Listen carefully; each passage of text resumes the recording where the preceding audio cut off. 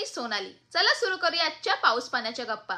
नैऋत्य मोसमी पावसाचा राज्यातला प्रवास वेगानं सुरू आहे. आजपर्यंत मान्सूननं सिंधुदुर्ग, रत्नागिरी, कोल्हापूर, सातारा, सांगली, सोलापूर या जिल्ह्यांमध्ये प्रवेश केल्याची माहिती हवामान विभागानं दिली आहे. मान्सूनच्या आगामी प्रवासाविषयी हवामान विभागाचे शास्त्रज्ञ SD सानप यांनी आकाशवाणीशी बोलताना अधिक माहिती दिली.